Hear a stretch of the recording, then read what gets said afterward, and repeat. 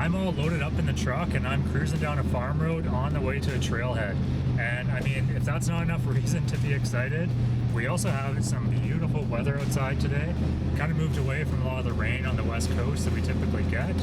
But the other reason is because I get to hit up a trail and tell you all a little bit more about the Samurai.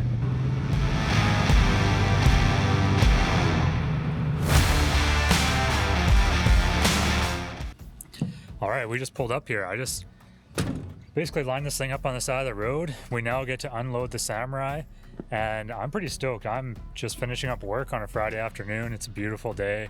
For any of you that might be new here, this Samurai was built entirely on the YouTube channel in my shop, so definitely go check out the previous videos if this is new to you, because I've got pretty much this whole process and all of this build documented on videos.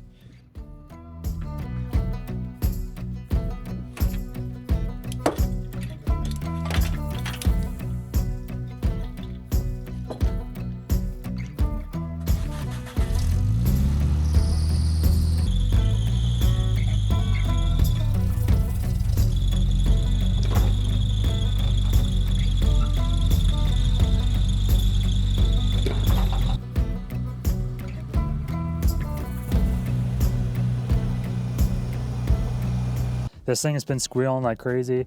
I have not been addressing that, and now the belt is just super loose. And the bolt head just snapped right off of my alternator bracket. I was able to scrounge together some random fasteners to hold this mount back on. But let's just hope that this is not the start of a bigger recovery mission to get a dead Samurai off the trails.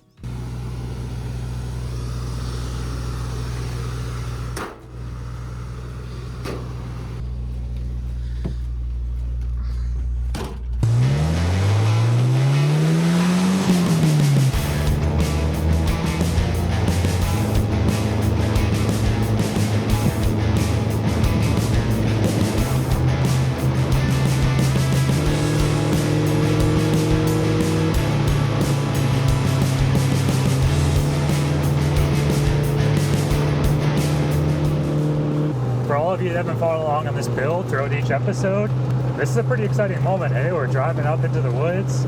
This happens to be a solo mission going out, which means I clearly have enough confidence in the Samurai, but this is a long time coming. It's been about 2 years of this thing in the shop. We rebuilt the whole front suspension, put a 3-link on it, ran air shocks up front. On the rear, we threw a 4-link suspension with also some air shocks. The wheelbase has been stretched out from 79 inches on a stock Samurai out to 100 inches. So a massive improvement in stability on obstacles, and even just the characteristics of this thing are an entirely different vehicle. Okay, I gotta show you where we're at now. We're just getting towards the first little obstacle here.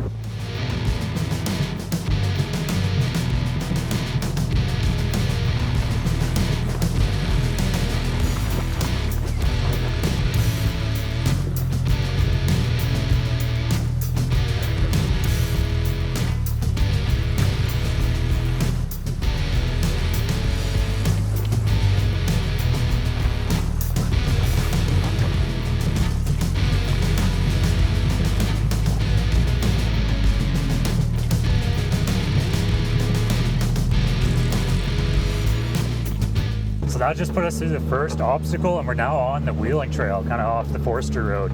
I really like coming up here.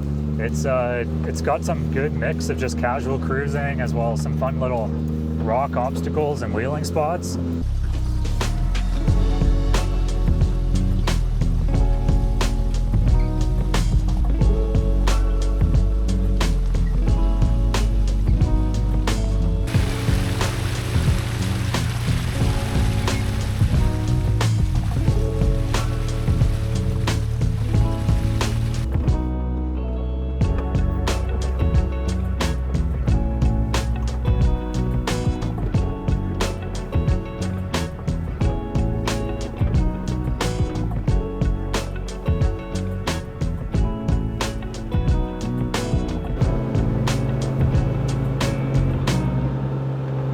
One kind of minor but really appreciated upgrade that I did to this that you really notice on trails like this is the power steering.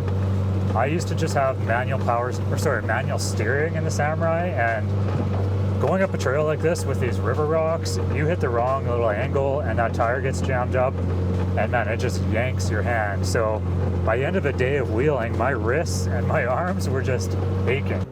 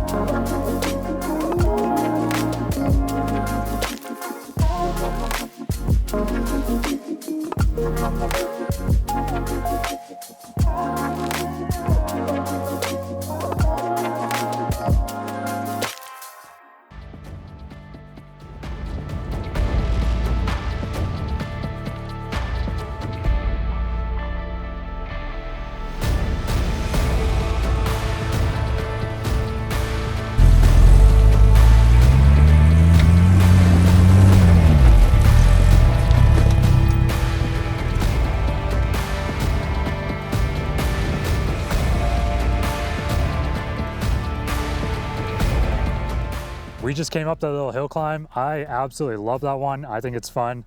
Of course, it's an optional line, but you definitely have to hit the optional lines, even if you're out there solo. Just make sure you're safe, have a winch, know what you're doing. And I want to bring you all here specifically because this is one of those examples of an obstacle that really triggered me to redesign the Samurai to try to stretch out that wheelbase and put in link suspension. Now, why was this obstacle part of that reason? To put all that time and all that 2 years worth of work into the Samurai? Well, in the old Samurai with 80-inch wheelbase, climbing up this, you have to pop your way up a little rock obstacle, and then you have to shimmy up a bunch of these roots. And let me tell you, doing that in the short wheelbase Samurai gets sketchy because that front end either wants to almost pop up and roll you backwards, or it always wants to seem to fall side to side. So that just had one too many scary situations for me, and I wasn't feeling as confident on these obstacles as I would like to. So I thought I'd give you a bit of the why and show you that after this build, that Samurai just walks up there and makes this look like nothing.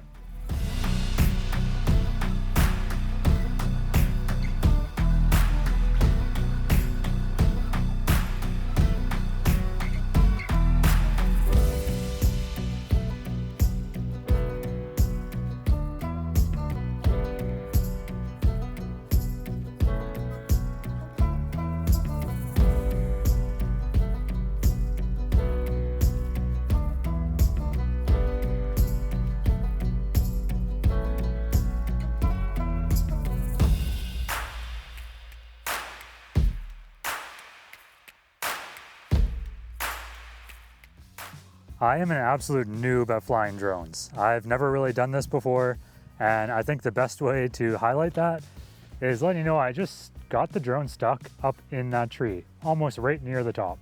Trying to get a cool shot of the Samurai cruising around this area, and had it on an active track follow mode, and sure enough, I don't know what I'm doing.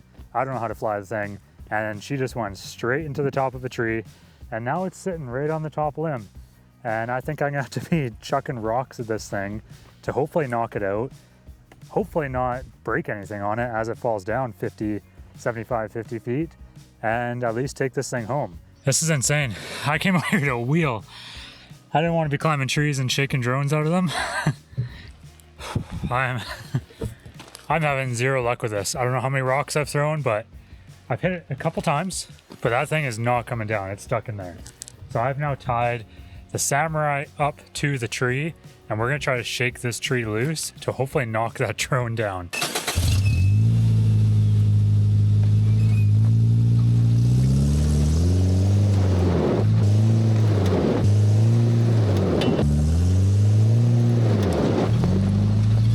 We have done it. I have got the drone out of the tree. We just got a dead battery and a tired Connor. We yanked the tree enough to actually shake that thing loose. Look at these burnouts. But we got it. What an eventful run. It's supposed to be a samurai shakedown run, not a drone shakedown run. That's a lesson for Connor. Get better at flying drones.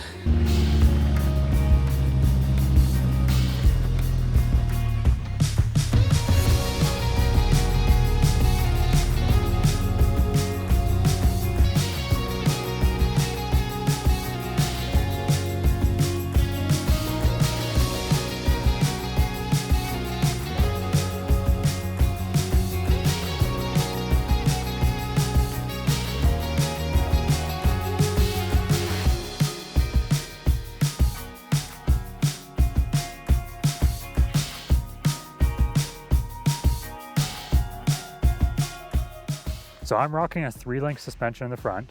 We have a Toyota solid axle, and everything about this is custom. So I'm running air shocks in the front, which are held up by Alpine Fab universal shock towers. The links are DOM. We got 250 wall lowers with 120 wall uppers. The lower links are running at 36 inches long, and all those brackets on the axle side and the frame side are custom universal Alpine Fab brackets. Since we're rocking a 3-link, I'm running a panhard bar up front, and that again is also custom Alpine Fab brackets with DOM up front. All of our axle components are Toyota based, so I do have 529 ring and pinion up front. We are using a Toyota IFS steering box. We're using a Toyota high steer. We have RCV chromoly shafts in the front axle, and we do have a 5th knuckle stud to gain a little bit of extra strength with that high steer. The custom truss I did build myself, so that's custom Alpine Fab work, and that's to help mount up my upper link, as well as give me some armor up against a lot of the rocks. To keep this build as low as I possibly can, I chopped the Samurai frame rails off just at the edge of that arc and relocated that frame rail up, which gives me a lot lower center of gravity and a lot of room for the panhard bar as well as the steering linkage arms. For brakes, we've got a pretty custom setup. So I'm using a Mitsubishi Montero rotor, and we're using Toyota V6 4Runner calipers, and that lets me slide the rotor right over the end of the axle hub, so I don't need to pull the hubs or the wheel bearings off when I do a brake change. All brake lines are custom run. These are using flex lines from the knuckle to the front axle, and then we have hard line going up the upper link, and that runs right up to an upgraded master cylinder for the Samurai. With these 16-inch air shocks up here, this thing can flex mean. It's done really well. It's great in the rocks. It's got a lot of down travel. One of its limitations today is it doesn't have much up travel. So trying to keep the Samurai body as much as I can, I am trading off and compromising that we don't have a lot of up travel. So this is definitely not a fast running rig. This is built for low speeds in the rocks. The front of this axle definitely has all of the goodies with the RCV shafts and all the 3-link suspension. But let's take this thing up a trail, we'll relocate, and then I'll tell you a little bit about the rear suspension.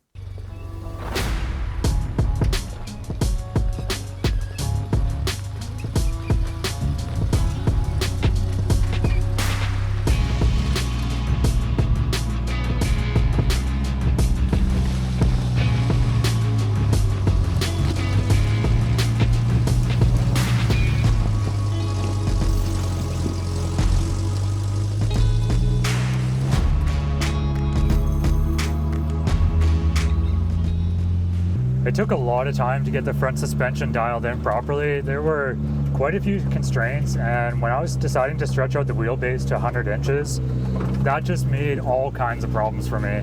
I feel like that's the way it goes with a lot of custom suspension. It's just really a game of endless packaging problems and a lot of trade-offs. So I decided to run my link on the driver's side because the Toyota axles have their passenger side drive shaft, and trying to package the drive shaft with the passenger side drop of the Samurai T-case was a really big nightmare to try to make that work. And then the trade-off was that when I put it on the driver's side, well, now I had a bunch of issues with the exhaust. In the end, I'm super stoked on how it turned out. I think it worked out really well. I would like to have some more up travel, so I'm definitely considering making some compromises and cutting out more of the fenders, because right now I don't have very much up travel at all, and it's not a very comfortable rig for driving down forestry roads.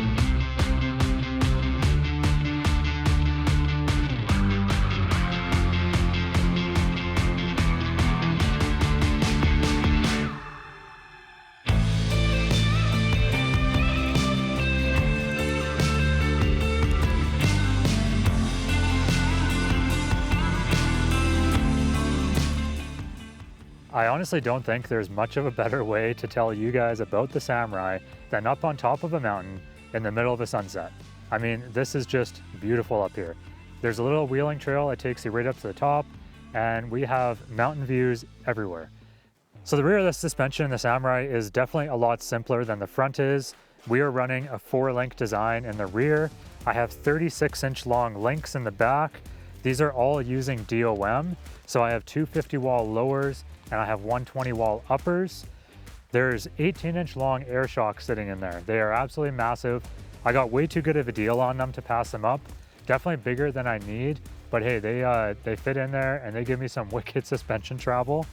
Those are mounted up using Alpine Fab universal shock mounts, which are sweet.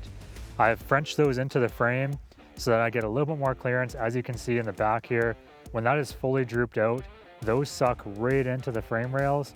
So that was my only way to make use of the full suspension travel, was to actually notch out the frame and inset those those shock towers into the frame rails.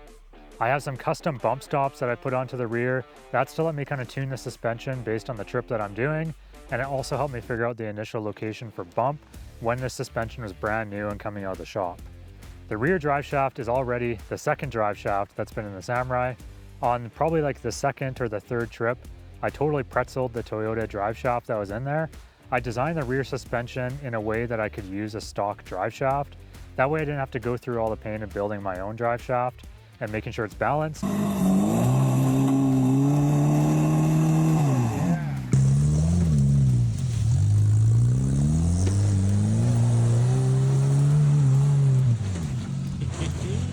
But that went out the window pretty quickly when it hit its first rock, and that thing just pretzeled with the thin wall tubing. So I had a buddy build me one up on his lathe, and that's using Schedule 40 tube. So that's about 200 thou thickness, just under 1/4 inch. And it is plenty strong now, and that's just using the regular Toyota universal joints. The armor in the rear is all custom as well, all out of my shop at Alpine Fab. There's a rear diff armor plate on there and a custom truss to mount the upper links. And that's about it in the rear. My Samurai started its life pretty well bone stock. I bought this thing about 5 years ago, and it was on Calmini lift springs. They were absolutely rigid and beyond terrible. This thing rode like crap. And it was on the regular Samurai axles, it was on 30-inch tires, and it did already have the 1.6 liter tracker engine motor swap. So this was a pretty solid wheeling rig right out of the box. Samurais are great for that. The short wheelbase, the little track width, these things go absolutely everywhere. But to be honest with you, this Samurai was just a pile of rust. All the floorboards were rotted out. The rear cargo area was entirely rotted out. The fender wells on the front and the rear were pretty much gone. And all the corners at the body mounts were just holes and rattling pieces of metal everywhere. It was not great. It would be super loud driving down the road, and it really needed to be fixed. And that's where it triggered the phase 1 of the build. So I pretty much cut out all of the rust, all the floorboards, all the fenders, everything was gone. It was basically just an empty shell with the blue tin that you see on the outside. I replaced that with all brand new 18 gauge steel, and then we threw some Raptor liner on that and seam sealed everything to try to make this last a little bit longer for its wheeling life. I threw a rear locker in on the stock Samurai axles, and that thing was a little machine. We wheeled a ton of tracks around this area, and honestly, it was great. There was nothing wrong with it except for the terrible ride. And that's where I made the swap up to Jeep YJ Springs. So I went through Zooks Offroad and did the common missing link suspension kit from Zooks Offroad. So that made the ride significantly better because those YJ leaf springs are super soft and they're also much longer, so it has a lot more ability to move. And not to mention that droop and the suspension travel got way better. So that became like phase 2 of the Samurai, and this thing wheeled even more trails. I threw it on 33-inch mud terrains, and it got a locker in the front to add onto the locker in the rear.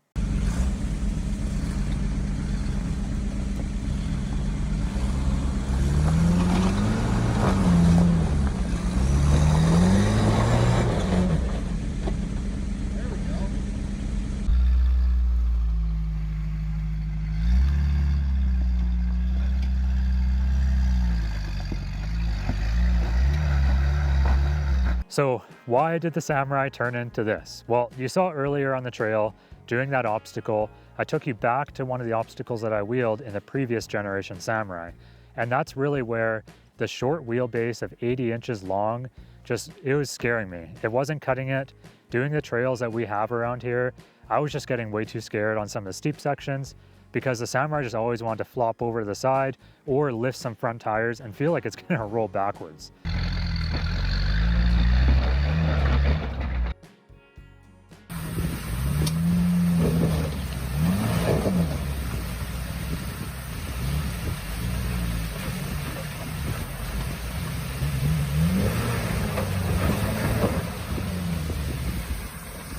I just kept getting scared and realized that something has to change if I keep wheeling the way that I do. And that's basically what spawned this build. And that's what started the YouTube channel. So Alpine Fab was born, I bought a CNC plasma table, and all of these brackets were set out to be custom built by me in the shop and recorded on YouTube for all of you. And I had a ton of fun doing that. It was a really good build. It took a long time. I learned a lot, and filming definitely added a lot of time onto that. But this Samurai has come out almost exactly as I would have dreamed, and I'm beyond stoked about it.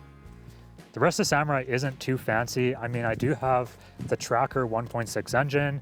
I did throw a 15-gallon fuel cell back here.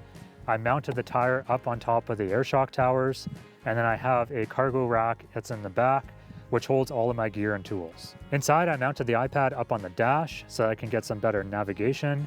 I threw some Audi A4 leather seats in there, so it's a little bit comfortable and it's got better buckets and they are electronic and they also have heated seats in them. For the top, I'm just running your aftermarket Smitty built soft top, and then I've tucked that back and I've built a false firewall in the back to prevent any spillage from the fuel cell and to kind of make this into a single cab Samurai. All of the bodywork is pretty rough. I've just cut everything out to fit. It's all just sawzalled and angle grindered for clearancing these tires. Eventually, I might build some inner fender wells, and I do need to put some tube on here for a proper cage, which will definitely help clean a lot of this up. It's getting dark out here, and I think I should probably make my way down the mountain before it gets too dark. Those lights that you see on the Samurai aren't properly wired in, so I only have 2 little ditch pod lights that are on there, and they're not that good at visualization.